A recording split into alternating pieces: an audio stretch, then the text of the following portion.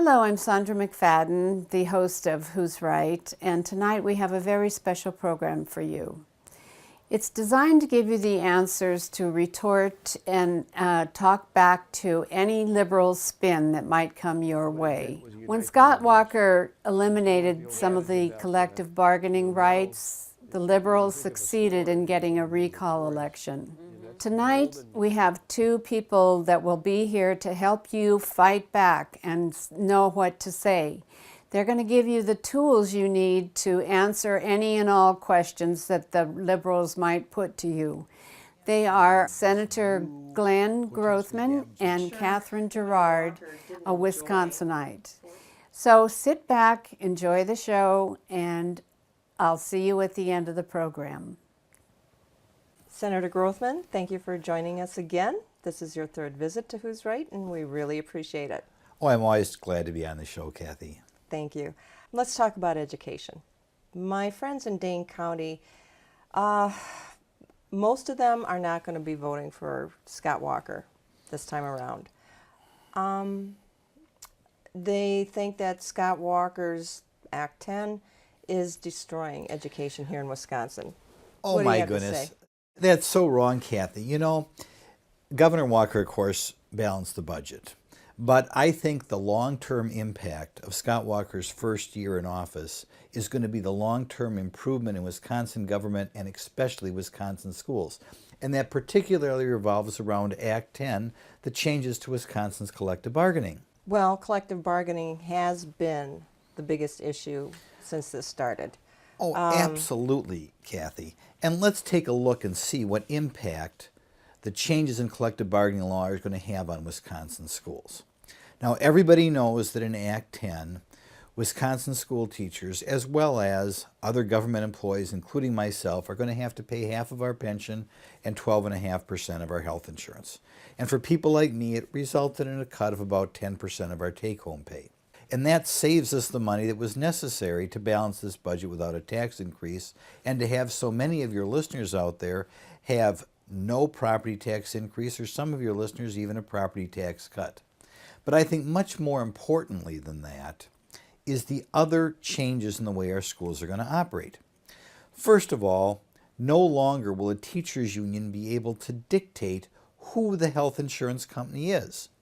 In many school districts around the state, and this has been going on for 30 years now, they required the local school district to have health insurance through an inefficient health insurance company known as the WEA Trust, which was originally affiliated with the teachers union. Now, it's important that we put money in the classroom.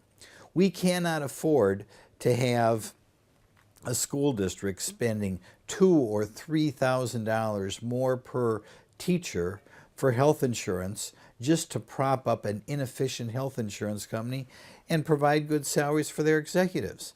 And finally, we had a governor like Scott Walker who said, hey, wait a minute.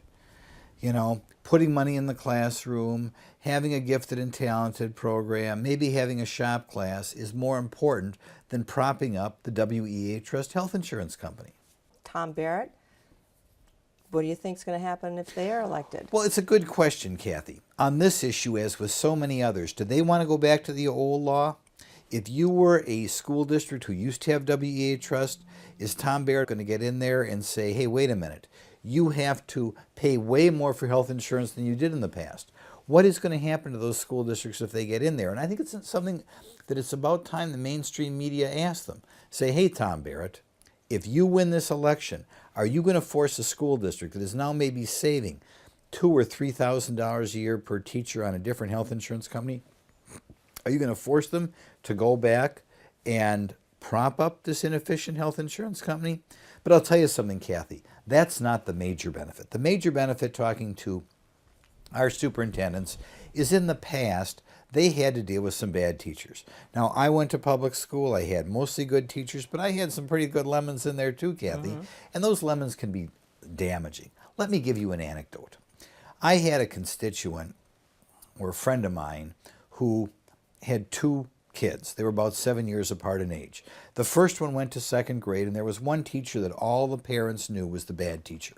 And they were so glad when their daughter did not get that bad teacher.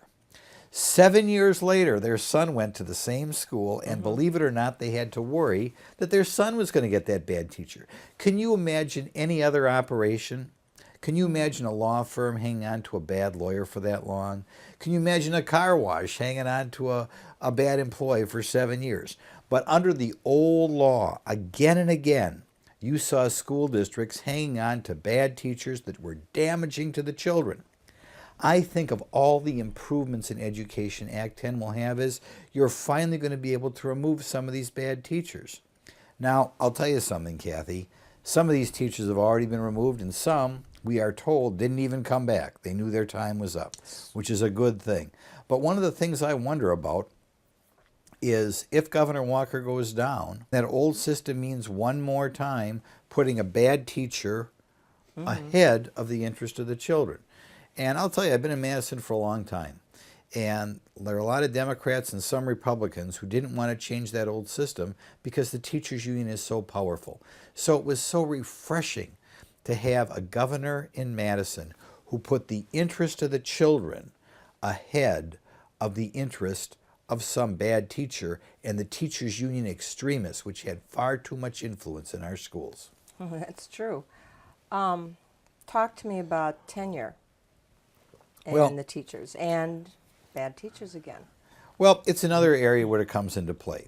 Rarely does a school district have to let a teacher go, but sometimes due to declining enrollment, that happens. Or maybe you reconfigure where you want your teachers. Now, in the past, under the union system, it was all seniority based. So if your worst teacher was 25 years old and your good teacher was 25 years experience, your good teacher had 5 years experience, you'd have to keep the bad teacher. And of course, we all know the anecdote of the teacher of the year who once had to be left go in the Milwaukee area. Right.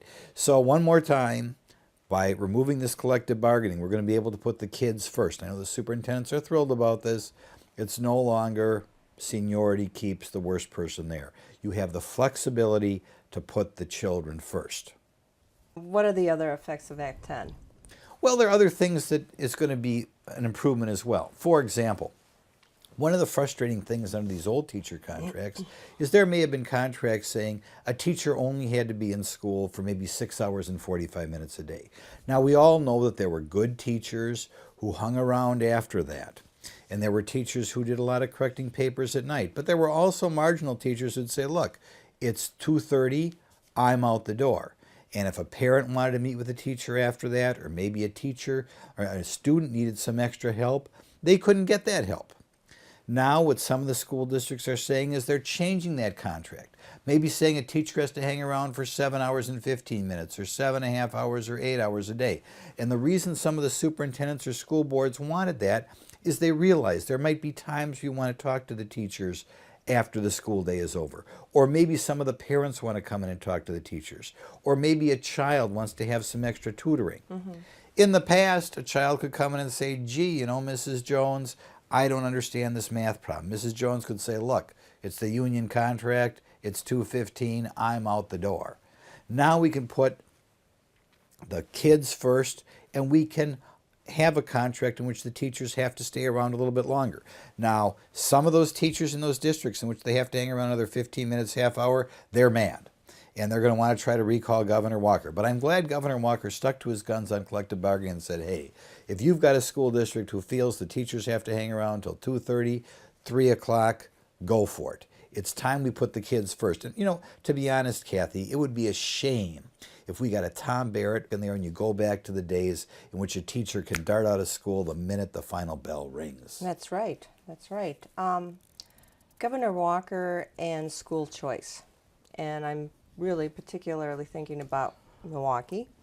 Does he support school choice? Well, he does, and he expanded it in a certain way, and people get upset about this. First of all, the first thing your listeners should know is school choice saves money.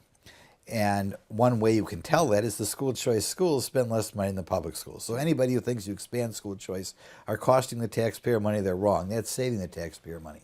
But more importantly than that is Governor Walker supports marriage and supports work. And the way the original school choice program in Milwaukee was rolled out, it basically benefited almost exclusively single moms and low-income moms. So it was a situation where you didn't want to work too hard or your kid might have to go back to the public schools. You certainly didn't want to get married. What Governor Walker did in this budget is he raised the income limit and put a little kicker in there for married couples. So it's not going to be as likely that if a woman in Milwaukee marries, say, the father of her child, that they lose the school choice benefit. So this is another way that Governor Walker not only looked out for the best interest of the kids educationally, but is doing what he can to strengthen families. I've heard that they've had to lay off teachers in Milwaukee and that they're closing 8 schools. It's a good point you're bringing up, Kathy, because you hear a lot about the Milwaukee Public Schools. What's going on there is over time, in an extended period of time, the number of kids going to the Milwaukee Public Schools has dropped. And as the result, we're beginning to close some schools. And this is, of course, the natural thing that happens when enrollment drops. But Milwaukee Public Schools should not be having a problem. And I want your listeners to remember a few things.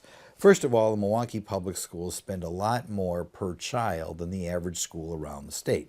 They certainly spend way more than West Bend, for example, where I'm from.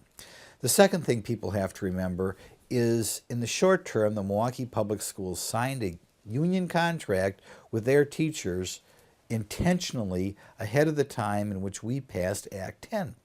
And as the result, the Milwaukee school teachers are not contributing to their pension or health insurance the way some of the other teachers were around the state.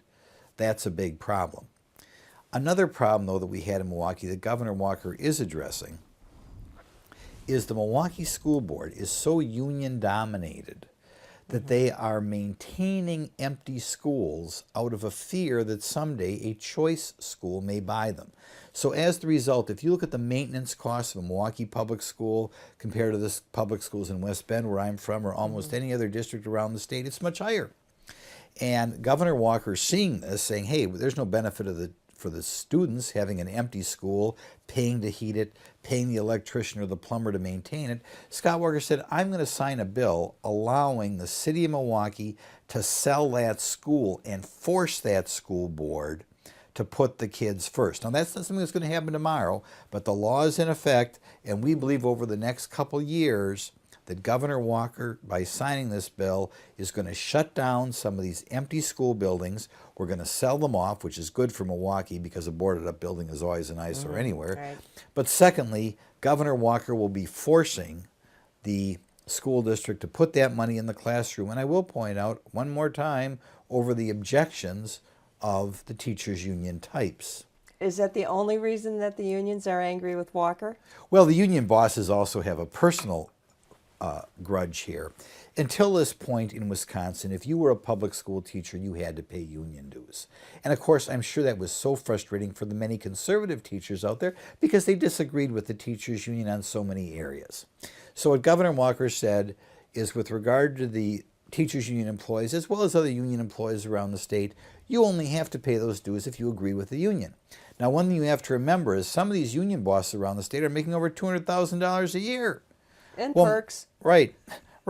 So you can see all of a sudden they get a little bit afraid because maybe some of those conservative teachers are going to say, hey, I don't want to pay $500 or $600 a year to an organization I disagree with. And quite frankly, a lot of this recall, I think, is being driven by these union bosses who are worried that maybe over time some of their members are going to say, hey, what am I getting for my $500 or $600? And maybe that union boss, who's not actually doing anything in the classroom anyway, isn't going to be able to get that high salary. So there's no question the union bosses have their own reason to get very involved here. How does Act 10 affect tech schools? It affects tech schools and other areas around the state the same way as it does the K-12 education. First of all, the overall reduction in cost as the tech school employees, just like the public school employees or the employees in the prison, the employees in the DNR, as they pay for their health insurance and they pay for their pension, the overall cost isn't as great. So if you hear people say that the tech schools took a cut in this budget, they really didn't take a cut that's going to cost them to offer less classes or that sort of thing. Their employees, just like myself, paying more for their pension, paying more for their health care. I'm sure Governor Walker didn't enjoy forcing people to pay a percentage of their income into the pension and for health care. Do we know what Mayor Barrett would do? They haven't said. And I will tell you, it's kind of shocking. I mean, I, of course, like to run for re-election myself. I didn't relish having the take-home pay of my constituents who work in the prisons, work in the schools, work for the DNR drop, having my own take-home pay go down as well as the people in my office. But we realized it had to be done. And you would figure for somebody doing something as drastic as trying to recall a governor, Tom Barrett would have all sorts of answers as to how they would have balanced this budget. But they really won't say. In other words, they'll allow people to think that they wouldn't have forced public employees to pay for part of their pension and health care, but they wouldn't say what they would cut instead. And it's very frustrating, I would say almost unethical, to try to recall somebody without presenting your own budget. Improving education is very important, but what is Scott Walker doing for business? He's done a lot. You've got to remember when Scott Walker took office, Forbes magazine had ranked Wisconsin the 40th best state in the country to do business. So Scott Walker had to do some bold things, and he's done bold things to increase that ranking. The first thing he did is he put some tax cuts particularly aimed at manufacturing, at agriculture, which brings business in the state. And it's something very important to do because you've got to remember there's no income tax at all in states like Texas and Florida. So if Wisconsin's going to attract business, you have to get our business tax climate in line with the other states. The other thing he did is he had to get rid of or change our climate with regard to lawsuits and claims against business. And he's done that in that he has made it more of a business-friendly climate. How are the Democrat opponents responding to Walker's pro-business agenda? Oh, it's absolutely amazing. What the Democrats have done is they've attacked him for his pro-business agenda. I think they want to drive us back to the 48th ranked state in the country. When Governor Walker tried to cut tax on business to attract business to the state, they accuse him of being for the rich. And of course, businesses, part of that assists the customer, part of it assists the employee, part the owner. But you've got to have a good business climate. And it's very frustrating to see the Democrats attack him for trying to improve our business tax climate and bring it more in line with places like Florida and Texas. When it gets down to our legal claims about business, what the Democrats have done is they say is declaring a war on women, which is absolutely ridiculous. What we did is Governor Walker signed a bill removing the ability in a discrimination claim to go to a jury and get large punitive damages. So we're going to put Wisconsin State about online with places like Michigan or Iowa. It's still going to be illegal in the state of Wisconsin to discriminate against women or minorities or older people or disabled people or anything. But he has removed this new potentially damaging thing for business that just was put into effect 3 years ago. And one more time, the Democrats, rather than congratulating Governor Walker for doing something the entire business community wanted, whether you're the manufacturers, whether you're the restaurant association, whether you're the hospital association, whether you're the insurance industry, whether you're the builders, they all wanted this change. Instead, the Democrats are saying Governor Walker's declaring war on women. I mean, my goodness. But you've got to remember, the change that Governor Walker made in discrimination law, still in the state of Wisconsin, it's illegal to discriminate on the basis of sex, either with regard to hiring or the wages you pay. All we're doing is making our laws similar to other states, and we're doing it at the request of virtually the entire business community. And let me tell you, I don't think the hospital association, the construction business, the manufacturers, the restaurant owners, the grocers, they don't want to discriminate against women. They just do not want a climate in which the big winners, quite frankly, are the trial lawyers. Are there any other things that the Democrats are accusing Walker of with the war on women? Well, I'm trying to think, Kathy. I mean, I suppose there's some pro-Planned Parenthood, pro-abortion extremists who don't like some of the other things he did. You'll recall, Kathy, that when Governor Doyle was governor, they tried to do late-term abortions at the University of Wisconsin. I mean, these are abortions that wouldn't even be legal in Europe. So Governor Walker in the budget signed a ban on that sort of thing, so we don't have to worry that they're going to be performing abortions on 7-month-old babies at the University of Wisconsin. Now you've got to remember there are a lot of very extreme pro-abortion people out there who want those abortions to go ahead. And they are saying that because Governor Walker doesn't want UW to perform abortions on a 7-month-old baby, that Governor Walker doesn't like women. Well, that's ridiculous. Senator, they say that Scott Walker is picking on the poor with some of the cuts. Could you explain that? Well, I don't know exactly what they mean by that. I suppose they could be talking about Badger Care, and they could be talking about a bill that Governor Walker signed really to go after the welfare cheats. You know, until Governor Walker got there, if you cheated on W-2, which is the big welfare program that replaced AFDC, the state wouldn't do anything about it. And of course, Wisconsin is developing a reputation as a welfare magnet again. Now, if I intentionally cheat to get welfare benefits, you'd think at least they could do something to me, take away my benefits for a while. In the past, you didn't do that. Scott Walker signed a bill saying that, okay, if you cheat, you're going to lose your benefits for a given period of time. If you cheat again, you're going to lose your benefits for a longer period of time. I think most of the Wisconsin citizens would agree that that's a good idea. To my shock, in the state Senate, 15 of 16 Democrats voted to say that we don't want to sanction on people who cheat to get their welfare. Now, I just think that's common sense. I don't think that's picking on the poor, and I think it's horrible when Governor Walker signs a bill like that to say that he's being unfair. I suppose the other thing they're talking about is some changes in our Badger Care law, which is a health insurance policy for the poor and some people who aren't quite frankly that poor.